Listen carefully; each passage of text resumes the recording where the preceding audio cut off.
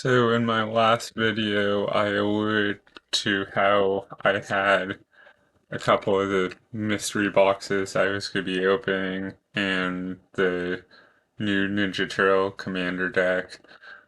So I'll be at the very least doing the mystery boxes this weekend and plan to open the Ninja Turtle Commander at some point, hopefully this weekend.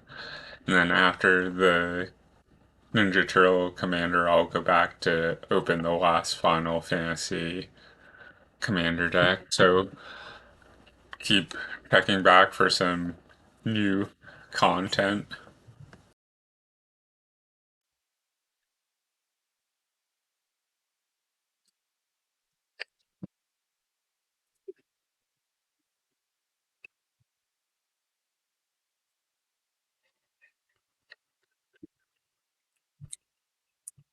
So it looks like we have a Time Spiral, which this particular one happens to have the cardboard around it to protect you from um, stealing or repackaging those in the store.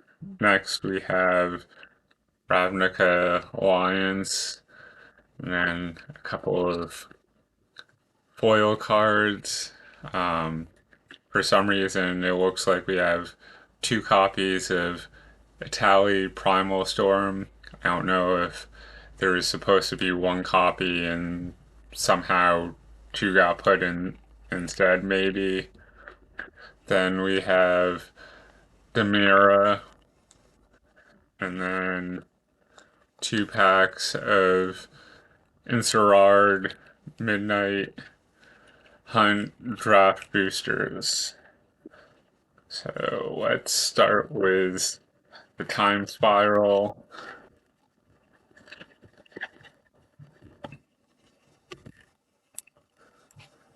And it's, a 15 card draft booster, which unfortunately, where this is a mystery box, unless I mixed and matched doing a chaos draft, I don't have enough boosters to do a draft with this. So we have Riddle of Lightning. It's an instant for 3 and 2 mounds. Choose any target. Scry 3, then reveal the top card of your library. Riddle of Lightning deals damage equal to that card's converted mana cost to that permanent or player. Spike-tailed Drakeling. It's a 2/2 creature, a drake for 1 and 2 islands. Has flying. Sacrifice Spike-tailed Drakeling. Counter target spell unless its controller pays 2. So kind of an interesting way of, instead of having an instant or sorcery as a counter spell, it's sacrificing a creature to as a counter spell. Mogg War Marshal. It's a 1/1 creature, a goblin warrior for 1 and a mound. Echo 1. The reminder text says at the beginning of your upkeep, if this came under your control since the beginning of your last upkeep, sacrifice it unless you pay its echo cost. When Mogg War Marshal enters the battlefield or dies, create a 1/1 red goblin creature token. So for 2, you're getting a creature. It enters the battlefield, it gives you a token. If, because of the echo cost, if it's entered since your last turn and you choose not to pay the echo cost, you sack it, and when it dies, it gives you another 1/1 token. So kind of an interesting way of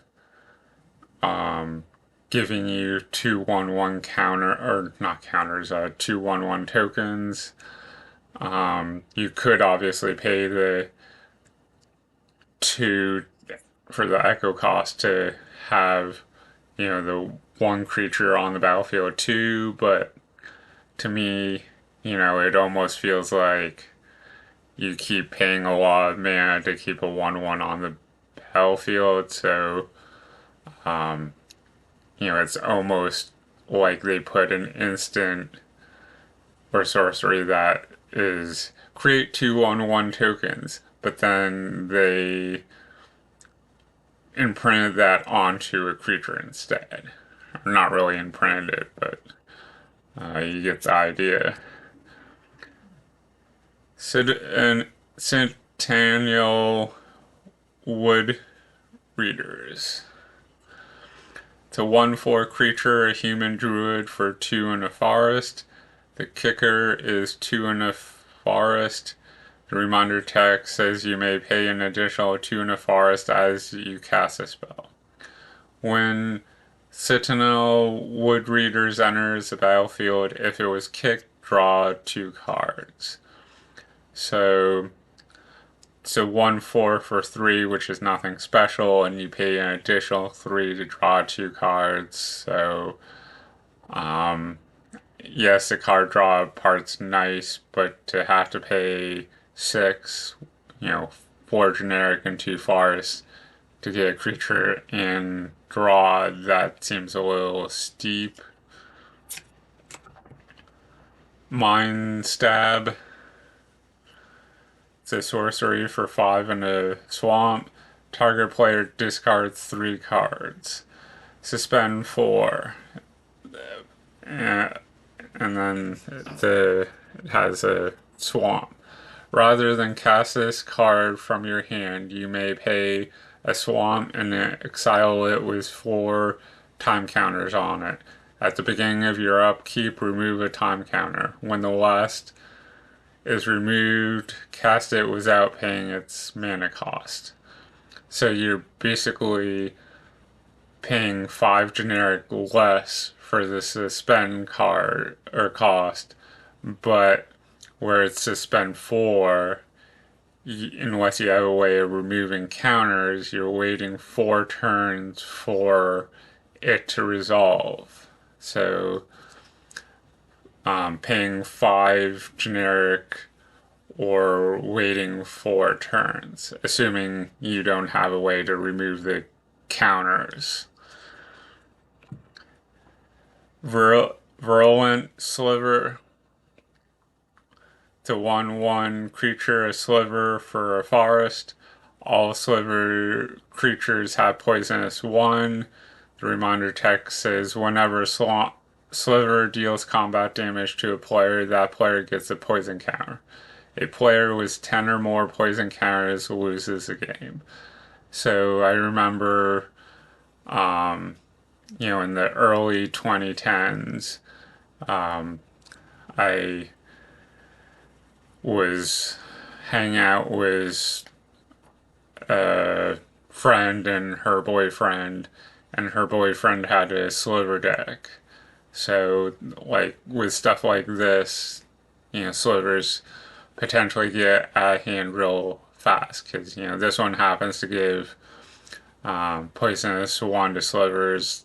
Others gave, double strike or haste or whatever the keyword might have been. So a deck full of slivers giving each other keywords. And if you didn't have removal spells when you needed it, just the army built up fast to get stronger and stronger because of the keywords they were giving each other. Johoria's Time Bug. It's a 1/2 artifact creature insect for 2. Tap. Choose target permanent you control or suspend card you own. If that permanent or card has a time counter on it, you may remove a time counter from it or put another time counter on it. So, this would go good with that card that had suspend. I don't know why you would want to put a time counter on something unless there's cards out there that you're trying to delay the card from resolving, but offhand, I'm not familiar with enough of the suspend cards to know what you would be delaying. Sunlance. It's a sorcery for planes. Sunlands deal 3 damage to target non-white creature. So, kind of like lightning bolt, but it's more specific in the sense that it's non-white creature. And then lightning bolt is one more mana, but you can choose any target, I believe. Giant Dust Wasp. It's a 3/3 creature, an insect for 3 and 2 forest. Has flying. Suspend 4, 1 in a forest. The reminder text says, rather than cast this card from your hand, you may pay 1 in a forest and exile it with 4 time counters on it. At the beginning of your upkeep, remove a time counter. When the last is removed, cast it without paying its mana cost. It has haste. So that's kind of interesting that it has haste because you're casting it for, well, 1 less forest at the cost of waiting for a few turns. Sidewinder Sliver, so another Sliver card. It's a 1/1 creature, a Sliver for a plains. All slivers have flanking. The reminder text is whenever a creature without flanking becomes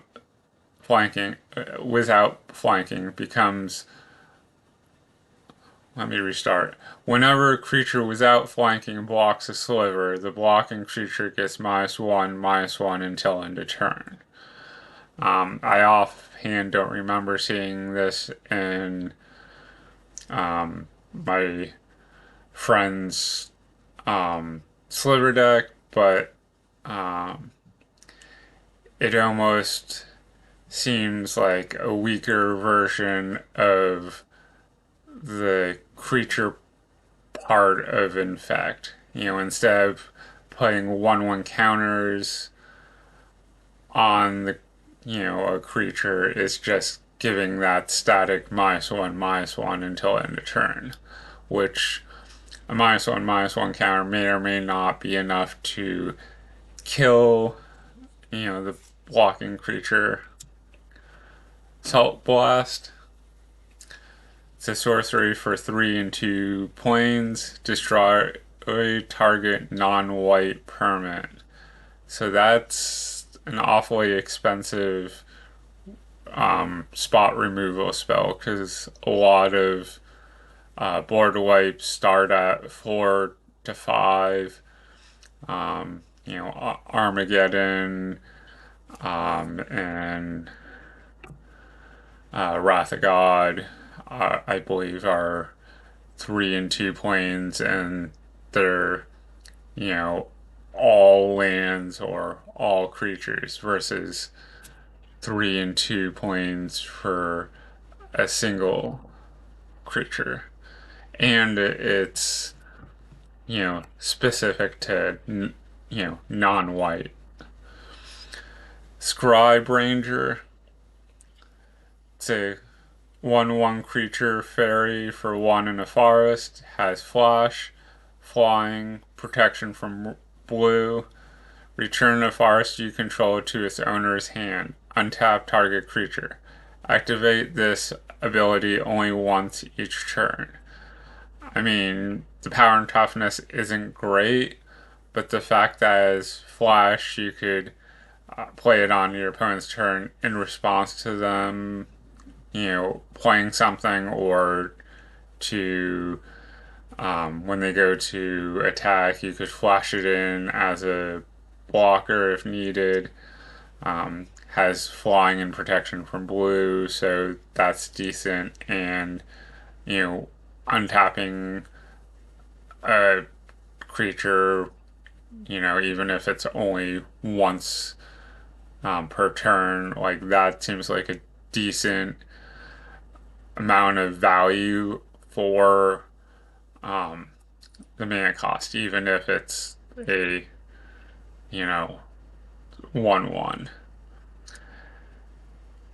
Fight Fit Fistus, probably mispronouncing that. It's a sorcery for 3 and 4 swamps, which seems like kind of like a lot of mana symbols.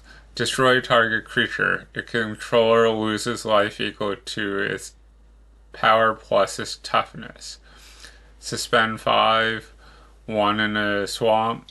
Rather than cast this card from your hand, you may pay 1 in a swamp and exile it with 5 time counters on it. At the beginning of your upkeep, remove a time counter. When the last is removed, cast it without paying its mana cost. So, I mean, yes, it's only destroying 1 creature, but your opponent's losing life equal to the power and toughness of the creature you're destroying. I want to say there's like an 8/12 or an 8/20 or something out there. So, you know, there's certainly going to be creatures that you're, you know, big creatures that you're destroying that are potentially dealing 20 or more life to the opponent as you destroy their creature. And that's not even looking at creatures that, you know, have 1/1 counters on it that, you know, potentially are having those counters double. So you could potentially, you know, kill one of your opponent's creatures and one shot kill their life total if they don't have something crazy going on for, you know, life gain. Kaervek the Merciless. It's a 5/4 legendary creature, a human shaman for 5, a swamp, and a mound. So where it's a legendary creature, you could potentially have this as a Radko's commander because it's black-red. Whenever an opponent casts a spell, Kaervek the Merciless deals damage equal to that spell's converted mana cost to any target. So you're really forcing your opponents to choose whether they want to cast spells or not because you're dealing damage to any target. You know, you could, you know, oh, the spell's, you know, 5 converted mana cost. Well, I'm going to deal 5 damage to one of your creatures with 3 toughness. Oh, bye bye creature. Or, oh, you're at 4 life and you just played a 5 cost spell. 5 damage to your life, you lose the game. Like, you're making them be conscious of whether they want to play something or not. Obviously, because of that, it's going to be the target of your opponent's removal spells. Everflowing Chalice. It's an artifact for 0. The multi-kicker is 2. Everflowing Chalice enters the battlefield with a charge counter on it for each time it was kicked. Tap to add a colorless mana for each charge counter on Everflowing Chalice. And then at the back we have a token, which is a 3/3 ape. I offhand don't remember how many things make 3/3 apes, but it's cool to get a token that's different than the normal stuff you would be making. Next, we have the Demand,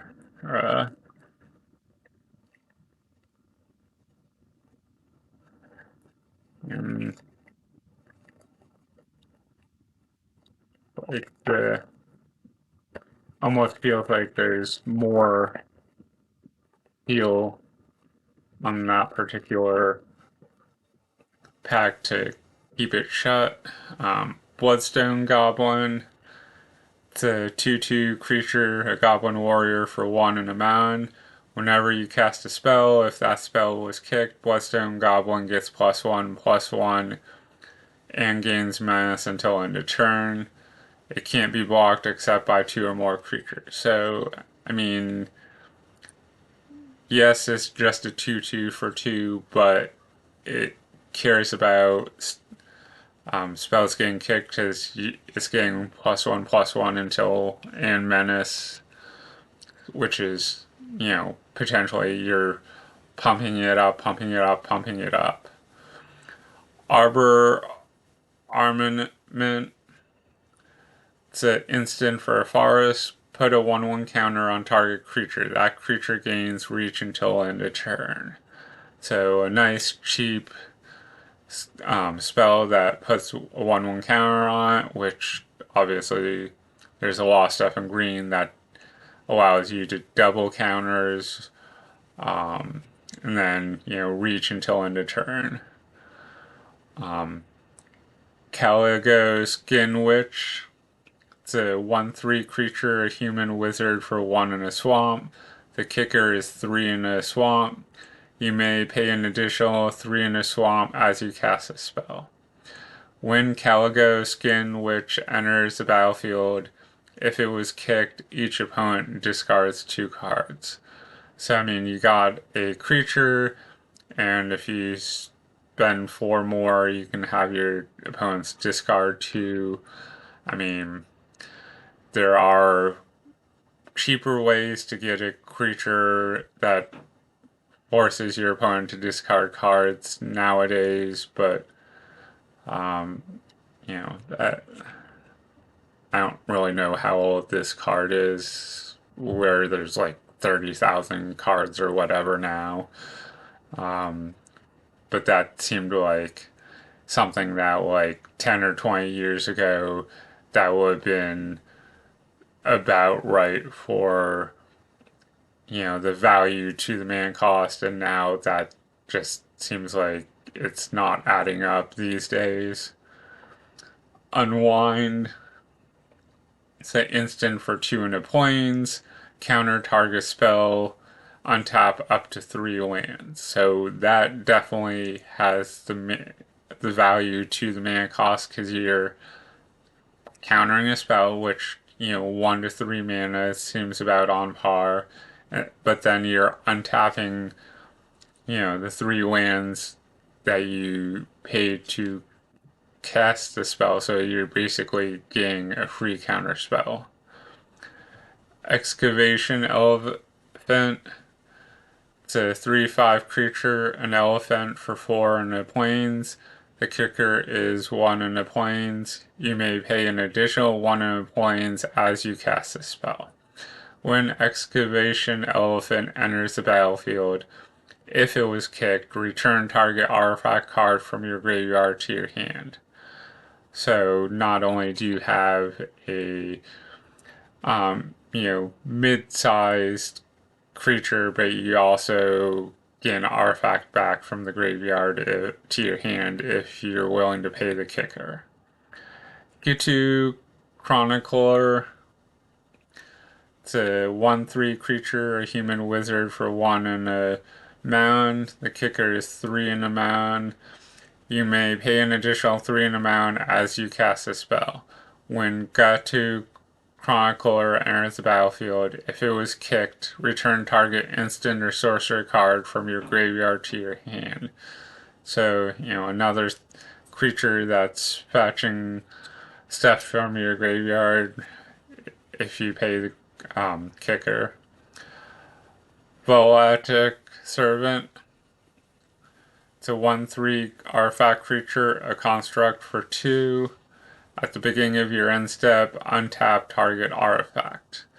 So, a 1/3 might not be anything special, but untapping an artifact can be helpful because certain artifacts tap for mana or fun abilities that you might want to use multiple times in a turn. Blink of an eye, and it's kind of interesting because the body of the creature has, dozens of eyes. It's an instant for 1 in a point, or sorry, 1 in an island, and then the kicker is 1 in an island. You may pay an additional 1 in an island as you cast a spell. Return target non-land permanent to its owner's hand. If the spell was kicked, draw a card. So interesting way of dealing with something your opponent has that you don't like on the battlefield, and also potentially getting a draw. Shivan Fire. It's a instant for a mound. The kicker is 4. You may pay an additional 4 as you cast a spell. Shivan Fire deals 2 damage to target creature. If the spell was kicked, it deals 4 damage to that creature instead. So 4 generic seems like a lot to do an extra 2 damage, but that's neither here nor there. Blood Towel Candle. It's an artifact for 1. You can pay 6, tap, sacrifice, Blood Towel Candle. Target creature gets -5/-5 until end of turn. Kind of interesting that it's like an artifact instead of an instant for 7, because where you're sacrificing this, you're only getting 1 use out of it. But I guess at that point you're betting against whether the person's gonna have removal before you pay the 6 and sacrifice it. You're betting against whether if it was an instant, you're betting against whether they would have a counter spell when you go to play it. Memorial to Genius. It's a land. Memorial to Genius enters the battlefield tapped. Tapped at an island, or you can pay 4 in an island, tap, sacrifice Memorial to Genius, draw 2 cards. So, kind of interesting. They gave you a land card in this particular deck that was in the middle of the pack. Goblin War Chief. It's a 2/2 creature, a Goblin Warrior for 1 and 2 mounds. Goblin spells you cast cost 1 less to cast. Goblins you control have haste. So, I don't really have a goblin deck, but if I did, that would go into it, because you're not only making the goblins cost 1 generic less, you're also giving all your goblins that don't have haste. Final Parting. It's a sorcery for 3 and 2 swamps. Search your library for 2 cards. Put 1 into your hand and the other in your graveyard, then shuffle your library. It's a tutor that, you have to discard a card, but, where you're searching for 2 cards, you could get 1 card you really like, which you put into your hand, and 1 you don't like that you discard to the graveyard. Black sometimes likes that, like, oh, there's a drawback to this. Torgus Famine Incarnate. It's a 7/6 legendary creature, an avatar for 6 and 2 swamps. As additional cost to cast a spell, you may sacrifice any number of creatures. This spell costs 2 less to cast for each creature sacrificed this way. When Togar Famine Incarnate enters the battlefield, up to one target player's life total becomes half the starting life total rounded down. So, I mean, it's a 7/6 that you're, cutting one of your opponent's life total in half. That's pretty good. And we have the basic land card. It's a forest and a sapling token at the end. So now it's time for the Ravnica Alliance.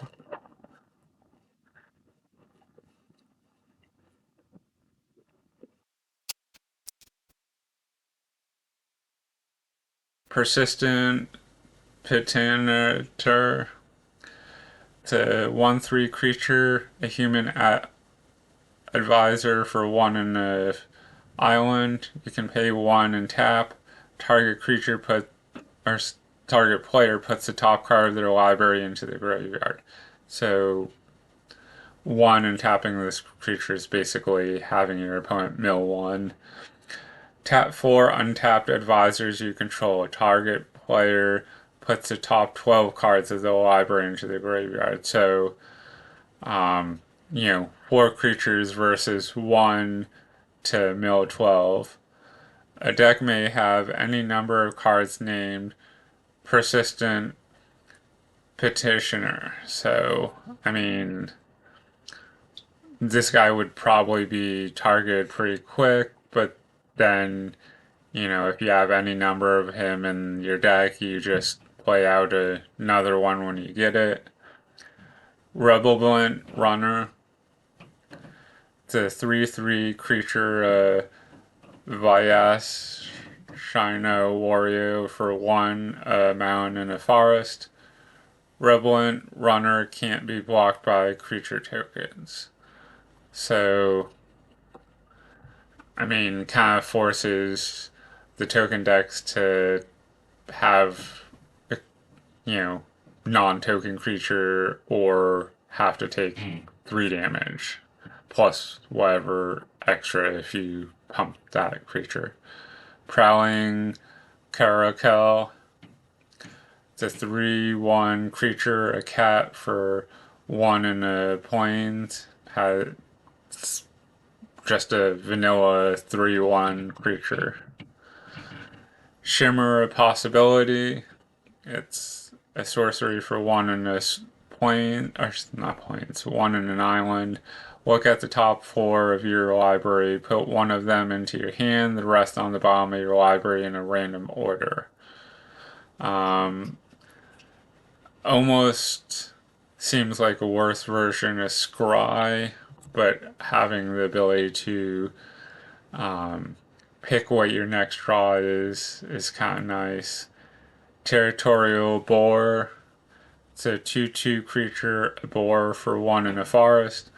Whenever a creature with power 4 or greater enters the battlefield under your control, Territorial Boar gets +1/+1 and gains vigilance until end of turn. So, creature that gets bigger until end of turn and gets vigilance if you have a bunch of big creatures in your deck. Plague White. Well, it's spelled Wight, so it might not be pronounced correctly, but it's a 2/1 creature, a zombie for 1 in a swamp. Whenever Plague White becomes blocked, each creature blocking it gets -1/-1 until end of turn. So, I mean, power toughness is fairly low, but you're also creatures blocking and get -1/-1, so you're kind of helping your odds of killing a blocking creature. Get the point. It's a instant for 3, a swamp and a mountain. Destroy target creature, scry 1.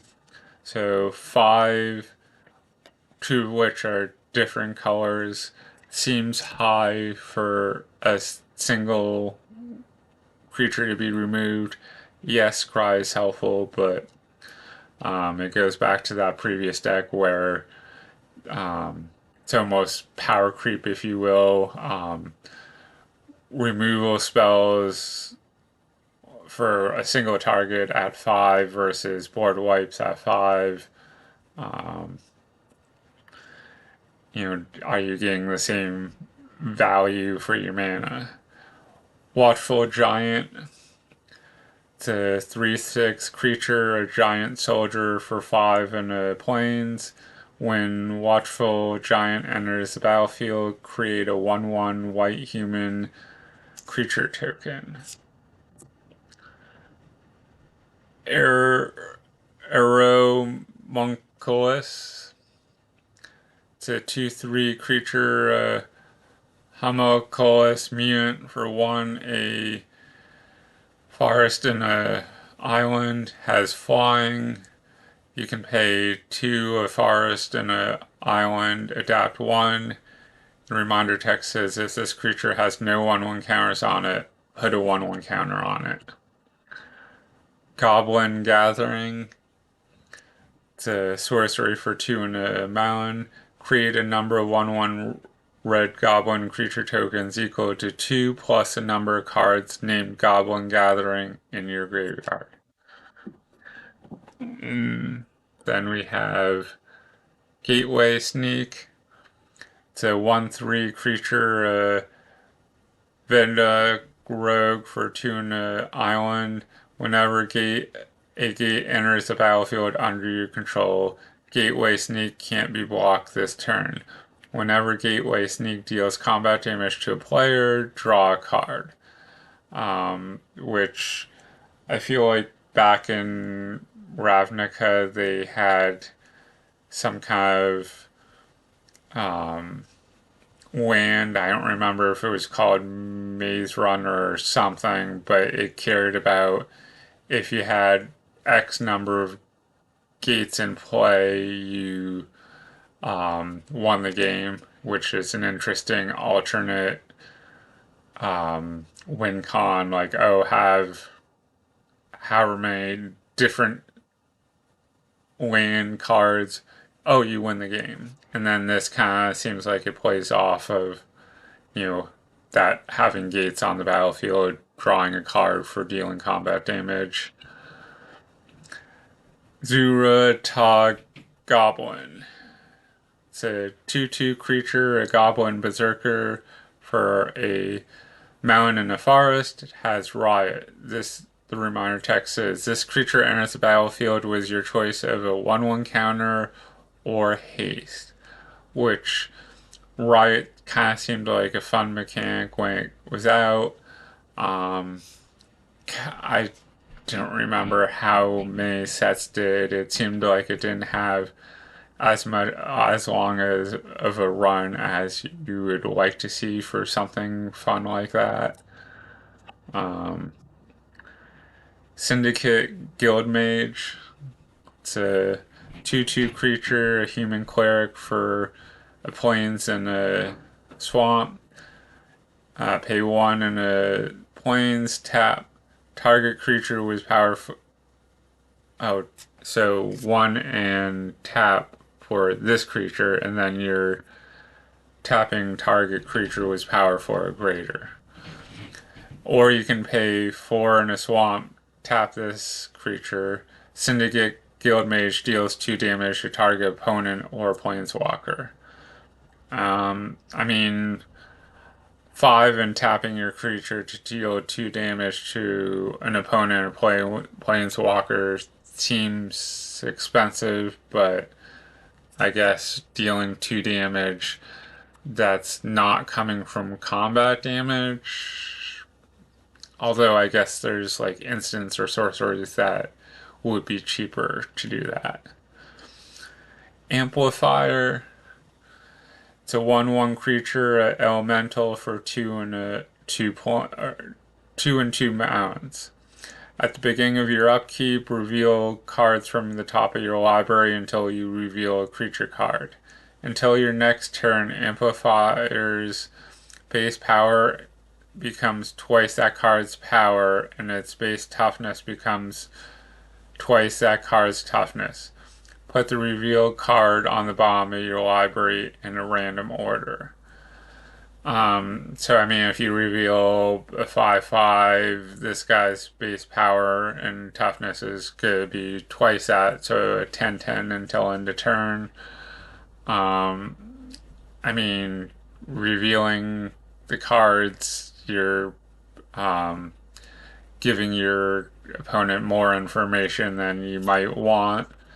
But that could go either way because you're, um, getting a benefit out of that, I guess. Gruul Guildgate. We were talking about gates earlier. This is a land gate. Gruul Guildgate enters the battlefield tapped. Tap to add a mountain or a forest. And then we have a Senator token, which is a 3/3. And then we're going to open one of the Innistrad Midnight Hunt draft boosters.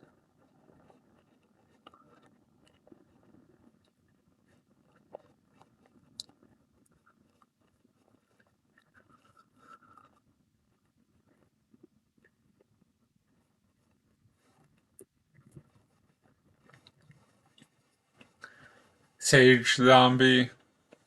It's a 2/2 creature, a zombie for 1 in a swamp. Tap 3 untapped creatures you control. Each opponent loses a life. Plummet. It's an instant for 1 in a forest. Destroy a target creature who's flying. Falca Perforator. The 2/1 creature, a vampire for 1 in a mountain. When Falca's Perforator attacks, it deals 1 damage to defending players. So not only are you attacking for 2, but by attacking you also deal 1 damage to the defending player, regardless of whether this creature is getting blocked or not.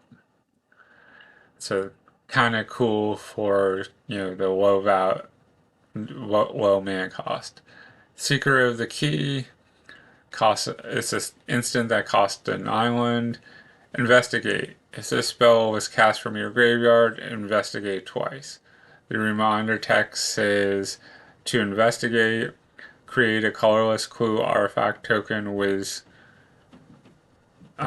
pay 2 mana, sacrifice this artifact, draw 2 cards. Or, sorry, draw 1 card. The flashback cost is 3 in a island. Bat Whisperer. It's a 4/2 creature, a vampire for 3 in a swamp. When Bat Whisperer enters the battlefield, if an opponent lost life this turn, create a 1/1 black bat creature token with flying. So realistically, you're going to play this after your combat damage or combat, attack phase because you might, deal damage to your opponent. Then, oh hey, I'm going to play this to get the token. Ritual Guardian. It's a 3/2 creature, a human soldier for 2 in the plains. Coven. At the beginning of combat on your turn, if you control 3 or more creatures with different powers, Ritual Guardian gains lifelink until end of turn. So, I mean, chances are you'll have different power toughness among creatures, so it's just having, the certain amount of creatures on the battlefield when he's on the battlefield to get lifelink. Burn the accused. It's an instant for 4 and a mountain. Burn the accused deals 5 damage to target creature and 2 damage to that creature's controller. If the creature would die this turn, exile it instead. So, I mean, 5 damage is enough to kill, a lot of the early to mid game creatures, and you're doing 2 damage to the creature's controller. And, if the creature happens to, would be going to the graveyard, it goes to exile instead. Immolation. It's an enchantment aura for a mound. Enchant creature. Enchanted creature gets +2/+2. Morning Patrol. It's a 2/3 creature, a human soldier for 2 and a plains. It has vigilance. Disturb 3 and a plains. You may cast this card from your graveyard transformed for its disturb cost. So it's one of the 2-sided cards. So if this creature, on the side that you would play goes to your graveyard, you pay the disturb cost, which is 3 in the plains, and it becomes Morning Appreciation, which is a 2/1 creature, a soldier for 2 and it's a 2/1. Has flying and vigilance. If Morning Apparition would be put into the graveyard from anywhere, exile it instead. So, I mean, you play the card, play it from the graveyard. If the other side dies, exile it instead. Dreadhound. It's a 6/6 creature, a demon dog for 4 and 2 swamps. When Dreadhound enters the battlefield, mill 3 cards. The reminder text says put the top 3 cards of your library into your graveyard. When a creature dies or a creature card is put into a graveyard from a library, each opponent loses a life. So normally I'm not big on milling myself, but the potential to ping a opponent for a life, I'm on the fence about it because of that, and then, maybe you get something to bring stuff back from your graveyard in your deck. Windthorn Blessing. It's a sorcery for forest and island. Put a 1/1 counter on up to 1 target creature you control. Tap up to 1 target creature you don't control. And the creature doesn't untap during its controller's next untap step. The flashback is 1 a forest and an island. So basically you can play this 2 separate times. Which, could be very helpful. Cathartic Pyre. It's an instant for 1 and a mound. Choose 1. Cathartic Pyre deals 3 damage to target creature or planeswalker, or discard up to 2 cards, then draw that many cards. I'm not big on discarding cards, but that seems like let's give you a drawback to having this potential card draw. Tavor's Huntmaster.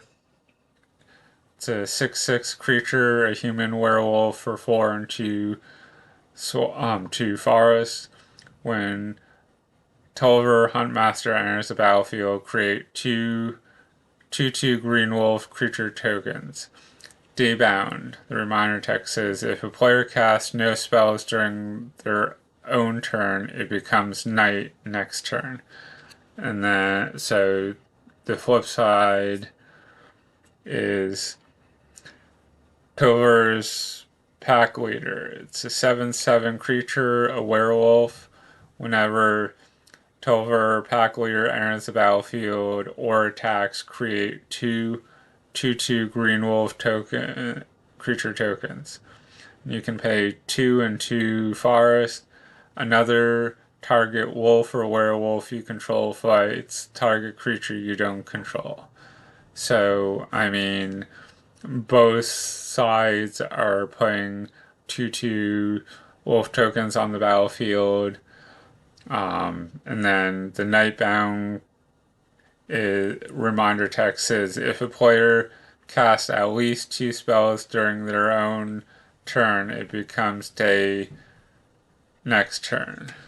So, I don't know. I wasn't big on these cards, but some of them, as you can see, are pretty strong.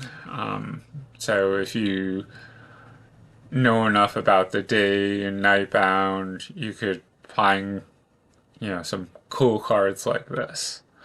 Then we have the basic land, which happens to be a full art island. And then we have Sunrise Cavalier, which is foil. It's a 3/3 creature, human knight for one one a mountain and a plains. Has trample, haste. If it's neither day nor night, it becomes day as Sunrise Cavalier enters the battlefield. Whenever day becomes night or night becomes day, put a 1/1 counter on target creature you control. So this guy happens to love the day and night mechanic, and it's a 3/3 with trample and haste. So even if you ignore it pumping from changing from day to night or night to day, it's still good for the mana cost.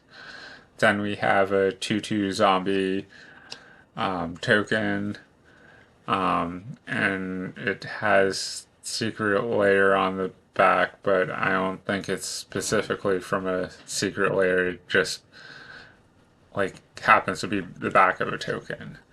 And then we have a blank card that I guess you could use to represent something. Now let's open the last Innistrad Midnight Hunt. I'd be curious to see how many more of the day and night things we have in this particular pack. Snarling Wolf.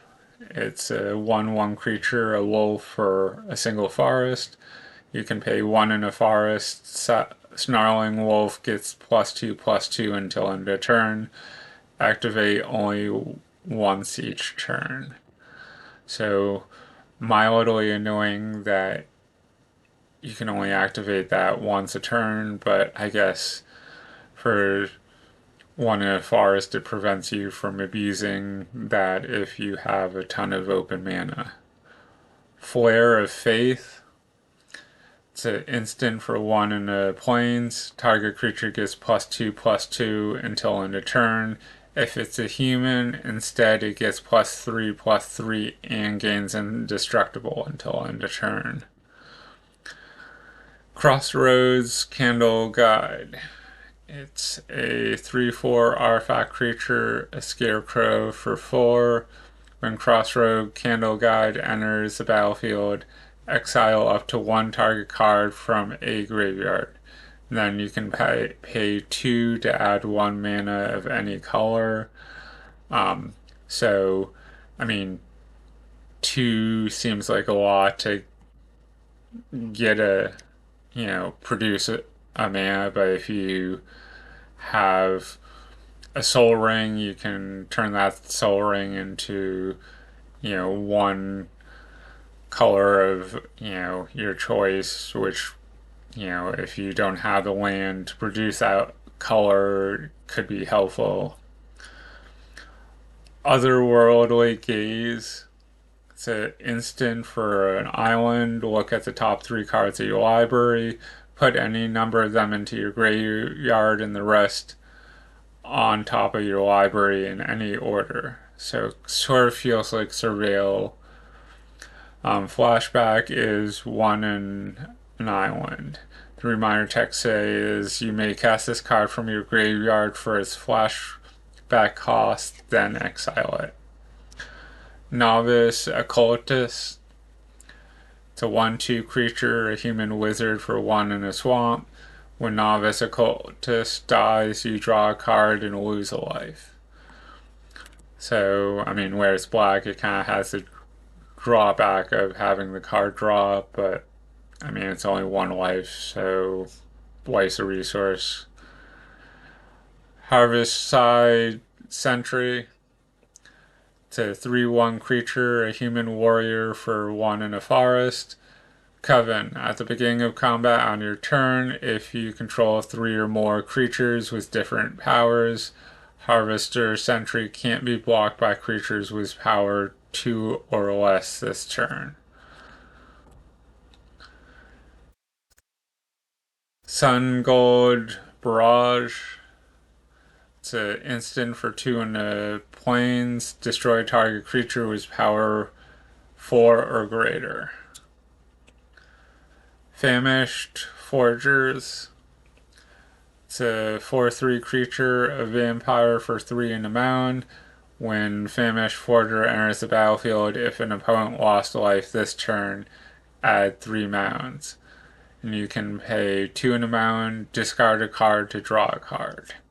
Which, again, I'm not big on discarding cards, but, if you have something you don't care about, discarding the card draw is helpful. Eaten Alive. It's a sorcery for a swamp. As an additional cost to cast a spell, you sacrifice a creature or pay 3 in a swamp. Exile a target creature or planeswalker. So, black, again, is known for drawbacks, so, you're potentially sacrificing a creature or having to pay more to exile something. Shady Traveler. It's a 2/3 creature, a human werewolf for 2 in a swamp. Has Menace. The reminder text says this creature can't be blocked except by 2 or more creatures. Daybound. If a player casts no spells during their own turn, it becomes night next turn. So the flip side is Stalking Predator. It's a 4/4 creature, a werewolf with Menace, and then Nightbound. If a player casts at least 2 spells during their own turn, it becomes day next turn. Sunset Revelry. It's a sorcery for 1 in a plains. If an opponent has more life than you, you gain 4 life. If an opponent controls more creatures than you, create 2 1/1 white human creature tokens. If an opponent has more cards in their hands, draw a card. So, seems like a card that cares about trying to find balance. If your opponent's ahead, here, let me try to catch up a little bit. Unnatural Moonrise. It's a sorcery for a mountain and a forest. It becomes night. Until end of turn, target creature gets +1/+0 and gains trample. And whenever this creature deals combat damage to a player, draw a card. Has flashback to a mountain and a forest. The reminder text says you may cast this card from your graveyard for its flashback cost, then exile it. Mystic Skull. It's an artifact for 2, tap to add 1 mana of any color, or 5 and tap, transform Mystic Skull. So on the back side, it's Mystic Monstrosity. It's a 5/6 artifact creature, a construct. Lands in control have tap to add 1 mana of any color. So, I mean, a 5/6 that lets your lands tap for any color. Kind of nice because in a multicolor deck, if you are missing a color, your lands automatically allow you to play the missing color. If if it's 3 or more colors, your dual lands can allow you to tap for the color that you don't have on the dual land. Teferi, who slows the sunset. It's a legendary planeswalker, Teferi, who starts with 4 loyalty counters and costs 2 a plains and an island. The +1 ability, choose up to 1 target artifact, up to 1 target creature, and up to 1 target land. Untap the chosen permanents you control. Tap the chosen permanents you don't control. You gain 2 life. -2, look at the top 3 cards of your library. Put 1 of them into your hand and the rest on the bottom of your library in any order. -7, you get an emblem with untap all permanents you control during each opponent's untap step, and you draw a card during each opponent's draw step. So, I mean, that's going to be a target pretty quick so that, you don't get the emblem. But there's obviously ways to, you know, get more counters. The land's a full art forest. Then we have a 1/1 flying spirit token.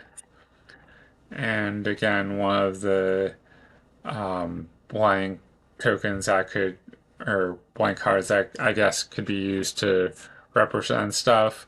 So those were all the cards from the first mystery box. I still have one more that I'll go over at some point this weekend.